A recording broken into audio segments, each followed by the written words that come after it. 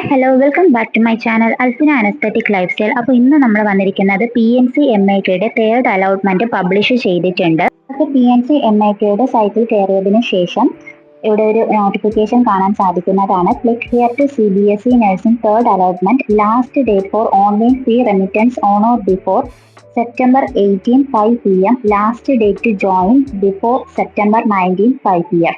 അതായത് ഇപ്പോൾ തേർഡ് അലോട്ട്മെന്റിൽ കിട്ടിയ കുട്ടികൾ ഓൺലൈനായിട്ട് തന്നെ ടോക്കൺ ഫീസ് അടയ്ക്കേണ്ടതാണ്. ടോക്കൺ ഫീസ് അടച്ചതിന് ശേഷം 19-ാം തീയതിക്ക് ആയിട്ട് തന്നെ കോളേജിൽ പോയി ഡയറക്റ്റ് അഡ്മിഷൻ എടുക്കേണ്ടതാണ്. ഡയറക്റ്റ് അഡ്മിഷൻ എടുക്കാത്ത കുട്ടികളുടെ സീറ്റ് ക്യാൻസൽ ആകുന്നതുമാണ്. അടുത്ത അലോട്ട്മെന്റിൽ നിങ്ങൾക്ക് പങ്കെടുക്കണം എന്നുണ്ടെങ്കിൽ ടോക്കൺ ഫീസ് അടയ്ക്കേണ്ടതാണ്. ഇനി സെലക്ട് വേക്കൻസികൾ വരികയാണ് എന്നുണ്ടെങ്കിൽ മാത്രമായിരിക്കും അടുത്ത അലോട്ട്മെന്റുകൾ ഉണ്ടാകുന്നത്. അതുപോലെ നെക്സ്റ്റ് അലോട്ട്മെന്റിന്റെ ഡേറ്റും കാര്യങ്ങളും തന്നെ നമ്മുടെ വെബ്സൈറ്റിൽ കൊടുത്തിട്ടുണ്ട്. നെക്സ്റ്റ് അലോട്ട്മെന്റിന് വേണ്ടിയിട്ട് നിങ്ങൾ പുതുതായിട്ട് തന്നെ ഓപ്ഷൻ രജിസ്ട്രേഷൻ ചെയ്യണം. അതായത് നമ്മുടെ PNC-MATൽ നിങ്ങൾ ഇപ്പോൾ കൊടുത്തിരിക്കുന്ന ഓപ്ഷൻസ് എല്ലാം ക്യാൻസലായി പോകുന്നതും പുതുതായി നിങ്ങൾ ഓപ്ഷൻ രജിസ്ട്രേഷൻ ചെയ്യേണ്ടതുമാണ്.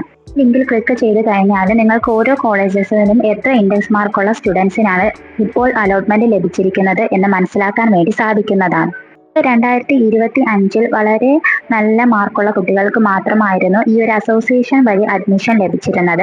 എന്നാൽ 2023 കാര്യം പറയുകയാണ് എന്നുണ്ടെങ്കിൽ 424 ഇൻഡെക്സ് മാർക്കുള്ള കുട്ടികൾക്കായിരുന്നു ലാസ്റ്റ് അഡ്മിഷൻ ലഭിച്ചിരുന്നത്. എന്നാൽ 2025 കാര്യം വരുമ്പോൾ തേർഡ് അലോട്ട്മെന്റ് ആയപ്പോൾ തന്നെ 420 ഇൻഡെക്സ് മാർക്കുള്ള കുട്ടികൾക്ക് വരെ ഇവിടെ ലഭിച്ചിട്ടുണ്ട്. ക്രസന്റ് കോളേജിലാണ് ലഭിച്ചിട്ടുള്ളത്. അപ്പോൾ നിങ്ങൾ അതേപോലെയുള്ള കോളേജസിൽ വെച്ചിട്ടുണ്ടോ? നിങ്ങളുടെ ഇൻഡെക്സ് മാർക്ക് എത്രയാണ്? തേർഡ് അലോട്ട്മെന്റ് ആർക്കൊക്കെയാണ് കിട്ടിയിട്ടുള്ളത് എന്നതൊക്കെ ഒന്ന് കമന്റ് സെക്ഷനിൽ പറയുക. ഞാൻ പല കുട്ടികളും ചോദിച്ചതാണ് സെയിം ഇൻഡെക്സ് മാർക്ക് ആണെങ്കിലും ഡിഫറെന്റ് റാങ്ക് എന്തുകൊണ്ടാണ് എന്നുള്ളത്. അത് നമുക്ക് പറയാൻ സാധിക്കുന്നത് ഞാൻ ഓൾറെഡി ഇൻഡെക്സ് മാർക്കിനെ ബേസ് ചെയ്തിട്ട് ഒരു വീഡിയോ ചെയ്തിട്ടുണ്ട്. അത് കണ്ടവർക്ക് ഡൗട്ട്സ് തോന്നില്ല. കാരണം ഇൻഡെക്സ് മാർക്ക് വരുമ്പോൾ സബ്ജക്റ്റ് ബേസ് ഡിഫറൻസ് നോക്കാറുണ്ട്. അതുപോലെ നിങ്ങളുടെ ഏജ് നോക്കാറുണ്ട്. നിങ്ങളുടെ ഏജ് അനുസരിച്ചും കൂടെ പ്രയോറിറ്റി വരുന്നത് കൊണ്ട് തന്നെ ഒരേ ഇൻഡെക്സ് മാർക്കുള്ള സ്റ്റുഡൻസിനായാലും ഡിഫറെന്റ് റാങ്ക് വരുന്നതായിരിക്കും. പക്ഷം ഒരുപാട് കുട്ടികൾ PNC-MITയിൽ അലോട്ട്മെന്റ് കിട്ടിയിട്ടും ജോയിൻ ചെയ്യാത്ത കുട്ടികളുണ്ട്. LBSൽ ഓൾറെഡി അലോട്ട്മെന്റ് കിട്ടിയത് കൊണ്ടും പല കുട്ടികൾക്ക് ഇങ്ങോട്ട് മാറാൻ പറ്റാത്തൊരവസ്ഥയും വന്നിട്ടുണ്ട്. കാരണം പെനാൽറ്റി ഒക്കെ വരുന്നത് കൊണ്ട് സെൽഫ് ഫിനാൻസിങ് കോളേജസിലുള്ള കുട്ടികൾക്ക് ഇങ്ങോട്ടേക്ക് മാറാൻ സാധിക്കാത്തൊരവസ്ഥ വന്നത് കൊണ്ട് തന്നെ ഇവിടെ ഒരുപാട് സീറ്റുകൾ വാക്കൻസി ആയിട്ട് വന്നിട്ടുണ്ട്. അതുപോലെ തന്നെ മാർക്കുള്ള കുട്ടികളും ഇവിടെ അസോസിയേഷനിൽ ആപ്ലിക്കേഷൻ കൊടുത്തത് കൊണ്ട് തന്നെ അവർക്കൊക്കെ ബാക്കിയുള്ള LBS അലോട്ട്മെന്റിലൂടെ കിട്ടിയത് കൊണ്ട് തന്നെ അവരും ഇവിടെ അഡ്മിഷൻ എടുക്കാൻ വന്ന വാക്കൻസി ഒരുപാടായിട്ട് നമ്മുടെ PNC-MAT അസോസിയേഷനിൽ ഈ വർഷം വന്നതുകൊണ്ടാണ് ഇത്രയും ഇൻഡെക്സ് മാർക്ക് കുറഞ്ഞ കുട്ടികൾക്കും കൂടി അലോട്ട്മെന്റ് ലഭിച്ചിരിക്കുന്നത്. നിങ്ങൾ വെച്ച കോളേജസ് അനുസരിച്ച് എത്രത്തോളം ഇൻഡെക്സ് മാർക്കുള്ള സ്റ്റുഡൻസിനാണ് ലാസ്റ്റ് അലോട്ട്മെന്റ് ലഭിച്ചിരിക്കുന്നത് എന്നത് നിങ്ങൾ മനസ്സിലാക്കിയതിനു ശേഷം മുന്നോട്ട് പോകാൻ വേണ്ടി ശ്രദ്ധിക്കുക. അതുപോലെ തന്നെ 300 മാർക്കിന് താഴെയുള്ള കുട്ടികൾ അല്ലെങ്കിൽ 400 മാർക്കിന് താഴെയുള്ള കുട്ടികളൊന്നും PNC-MAT അസോസിയേഷനിൽ കൂടി വെയിറ്റ് ചെയ്യാതിരിക്കുക. നിങ്ങൾ മറ്റു രീതിയിലുള്ള അഡ്മിഷൻ പ്രോസസ്സിന് മുന്നോട്ട് പോകാനും കൂടി ശ്രദ്ധിക്കുക. PNC-MATൽ റിസർവേഷനോ കാര്യങ്ങളോ ഇല്ല. ഒരു കാറ്റഗറിക്കും റിസർവേഷൻ ഇല്ല. എന്നാൽ LBSൽ SC ST OEC കാറ്റഗറിക്കും ഓരോ കാറ്റഗറിക്കും അതായത് മുസ്ലിം കാറ്റഗറിക്കും അതുപോലെ തന്നെ ബാക്കി ധീവര അങ്ങനെയുള്ള ഓരോ കാറ്റഗറിക്കും റിസർവേഷൻ വരുന്നുണ്ട്. എന്നാൽ ഇവിടെ ഒരു കാറ്റഗറിക്കും റിസർവേഷൻ വരാത്തത് കൊണ്ട് തന്നെ നിങ്ങളുടെ മാർക്ക് അടിസ്ഥാനപ്പെടുത്തി മാത്രമാണ് ഇവിടെ അഡ്മിഷൻ നടത്തുന്നത്. അതുപോലെ തന്നെ ഇവിടെ ഫീ കൺസെഷൻ ഒരു റിസർവേഷൻ സ്റ്റുഡൻസിനും ലഭിക്കുകയില്ല. അതുപോലെ തന്നെ E-ഗ്രാൻസ് പോലെയുള്ള സ്കോളർഷിപ്പും ഇവിടെ ഒരു റിസർവേഷനും ലഭിക്കുകയില്ല. അലോട്ട്മെന്റ് കിട്ടിയ കുട്ടികൾ ടോക്കൺ ഫീ അടച്ചിട്ടില്ല എന്നുണ്ടെങ്കിൽ നിങ്ങൾക്ക് നിങ്ങളുടെ സീറ്റ് നഷ്ടമാകുന്നതായിരിക്കും. എന്നാൽ അടുത്ത അലോട്ട്മെന്റിൽ സീറ്റ് വാക്കൻസി ലിസ്റ്റ് വരുന്നതോടൊപ്പം നിങ്ങൾക്ക് അതിൽ പങ്കെടുക്കാൻ വേണ്ടി സാധിക്കും. പക്ഷെ നിങ്ങൾ അടുത്ത അലോട്ട്മെന്റിൽ പങ്കെടുക്കുമ്പോൾ ശ്രദ്ധിക്കേണ്ട കാര്യം എന്ന് പറയുന്നത് നിങ്ങൾക്ക് ഓൾറെഡി കിട്ടിയ സീറ്റ് ക്യാൻസൽ ചെയ്തുകൊണ്ടാണ് നിങ്ങൾ മുന്നോട്ട് പങ്കെടുക്കുന്നത് എന്നൊരു ബോധ്യം നിങ്ങൾക്ക് എന്തായാലും ഉണ്ടാകണം. കാരണം ഇപ്പോൾ അടുത്ത അലോട്ട്മെന്റിൽ നിങ്ങൾ പങ്കെടുത്ത് കഴിഞ്ഞതിന് ശേഷം നിങ്ങൾക്ക് അവിടെ അഡ്മിഷൻ കിട്ടിയില്ല അല്ലെങ്കിൽ അലോട്ട്മെന്റ് കിട്ടിയില്ല എന്നുണ്ടെങ്കിൽ തിരിച്ച് നിങ്ങൾക്ക് ഓൾറെഡി കിട്ടിയിട്ടുള്ള മൂന്നാമത്തെ അലോട്ട്മെന്റിൽ കിട്ടിയിട്ടുള്ള കോളേജിലേക്ക് വന്ന് ചേരാൻ വേണ്ടി സാധിക്കുകയില്ല. അപ്പോൾ നിങ്ങൾക്ക് ഇപ്പോൾ കിട്ടിയ കോളേജ് സാറ്റിസ്ഫൈഡ് ആണ് എന്നുണ്ടെങ്കിൽ September 19 മുന്നേ ആയിട്ട് തന്നെ നിങ്ങൾ പോയി ജോയിൻ ചെയ്യണം. ജോയിൻ ചെയ്യുമ്പോൾ കൊണ്ടുപോകേണ്ട ഫീസ് കൊണ്ടുപോകണം. അതുപോലെ തന്നെ നിങ്ങളുടെ ഡോക്യുമെന്റ്സ്, ഒറിജിനൽ ഡോക്യുമെന്റ്സും കോപ്പീസും കാര്യങ്ങളൊക്കെ കൊണ്ടുപോകണം. ഏതൊക്കെ ഡോക്യുമെന്റ്സ് ആണ് കൊണ്ടുപോകേണ്ടത് എന്നതെല്ലാം തന്നെ നമ്മുടെ പ്രോസ്പെക്ടസിൽ വളരെ വ്യക്തമായി തന്നെ കൊടുത്തിട്ടുണ്ട്.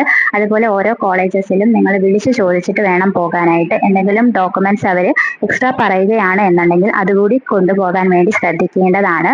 അതുപോലെ ഹെപ്പറ്റൈറ്റിസ് വാക്സിൻ എടുക്കാൻ പറയുന്ന കുട്ടികൾ ആ കോളേജുമായി ബന്ധപ്പെട്ടതിന് ശേഷം ചില കോളേജസ് കോളേജിൽ നിന്നും തന്നെ ഹോസ്പിറ്റലിലേക്ക് സ്റ്റുഡൻസിനെ കൊണ്ടുപോയി എടുക്കുന്നതുമായിരിക്കും. ചില കോളേജസ് ഓൾറെഡി എടുത്തിട്ട് വരാനും പറയുന്നുണ്ട്. അപ്പോൾ അതൊക്കെ നിങ്ങൾ കോളേജിൽ ചോദിച്ചതിന് ശേഷം മാത്രം വാക്സിനേഷൻ ആ കോളേജിന്റെ പ്രൊസീജിയേഴ്സ് മനസ്സിലാക്കി മാത്രം മുന്നോട്ട് പോകാൻ വേണ്ടി ശ്രദ്ധിക്കുക. എന്ത് ഡൗട്ട്സ് ഉണ്ടെങ്കിലും നിങ്ങൾക്ക് കോളേജിലെ കോൺടാക്ട് നമ്പർ പ്രോസ്പെക്ടസിൽ കൊടുത്തിട്ടുള്ളത് നോക്കിയതിന് ശേഷം നിങ്ങൾക്ക് വിളിച്ച് അന്വേഷിക്കാവുന്നതാണ്. ഈ വർഷം കുറഞ്ഞ ഇൻഡെക്സ് മാർക്കുള്ള 420 മാർക്കുള്ള കുട്ടികൾക്ക് വരെ ലഭിച്ചിട്ടുണ്ട്. വളരെ ഒരു നല്ല കാര്യമാണ്. കുട്ടികൾക്ക് അഡ്മിഷൻ കിട്ടാനുള്ള സാധ്യത ഇതിൽ വന്നിട്ടുമുണ്ട്. കഴിഞ്ഞ 2 വർഷങ്ങളിലെ പോലെ അല്ലായിരുന്നു, ഈ വർഷം കുറച്ചുകൂടി ഇൻഡെക്സ് മാർക്കുള്ള കുട്ടികൾക്ക് ലഭിച്ചിട്ടുണ്ട്. അപ്പോൾ ആദ്യമായിട്ട് ഇപ്പോൾ അലോട്ട്മെന്റ് കിട്ടിയ കുട്ടികൾ ടോക്കൺ ഫീസ് അടയ്ക്കുക. സാറ്റിസ്ഫൈഡ് ആണെങ്കിൽ കോളേജിൽ ചെന്ന് ജോയിൻ ചെയ്യേണ്ടതാണ്. ഇനി സാറ്റിസ്ഫൈഡ് അല്ല എന്നുണ്ടെങ്കിൽ നിങ്ങൾ ടോക്കൺ ഫീസ് അടച്ചിട്ട് അടുത്ത അലോട്ട്മെന്റിന് വേണ്ടി വെയിറ്റ് ചെയ്യുക. വെയിറ്റ് ചെയ്യുന്ന സമയത്ത് നിങ്ങൾ കിട്ടിയ അലോട്ട്മെന്റ് ക്യാൻസൽ ആക്കിക്കൊണ്ടാണ് മുന്നോട്ട് വെയിറ്റ് ചെയ്യുന്നത് എന്നൊരു ബോധ്യം നിങ്ങൾക്കുണ്ടാകണം. അടുത്ത അലോട്ട്മെന്റിൽ കിട്ടുമെന്ന് ഉറപ്പുള്ള കുട്ടികൾ മാത്രം അടുത്ത അലോട്ട്മെന്റിന് വേണ്ടി വെയിറ്റ് ചെയ്യുക. അടുത്ത അലോട്ട്മെന്റിൽ നിങ്ങൾക്ക് കിട്ടിയാൽ ആ കോളേജിൽ ജോയിൻ ചെയ്യാം. കിട്ടിയില്ലെങ്കിൽ നിങ്ങൾക്ക് ഓൾറെഡി കിട്ടിയ കോളേജ് നഷ്ടപ്പെടുന്നതുമായിരിക്കും. നിങ്ങൾ ടോക്കൺ ഫീസ് അടയ്ക്കേണ്ടത് 10,000 റുപ്പീസ് ആണ്. ഓരോ അലോട്ട്മെന്റ് കഴിയുമ്പോഴും സീറ്റ് വാക്കൻസി കുറഞ്ഞു വരുന്നതായിരിക്കും. ഇപ്പോൾ കിട്ടിയ അലോട്ട്മെന്റുകൾ നിങ്ങൾ സെക്യൂർ ചെയ്ത് വെക്കാൻ വേണ്ടി വളരെയധികം ശ്രദ്ധിക്കുക. ഈ ഒരു ഫുൾ ലിസ്റ്റിൽ കൂടെയും നിങ്ങളുടെ ആപ്ലിക്കേഷൻ നമ്പർ നോക്കി നിങ്ങളുടെ റാങ്കും നിങ്ങളുടെ ഡീറ്റെയിൽസ് മനസ്സിലാക്കാൻ വേണ്ടി സാധിക്കുന്നതാണ്.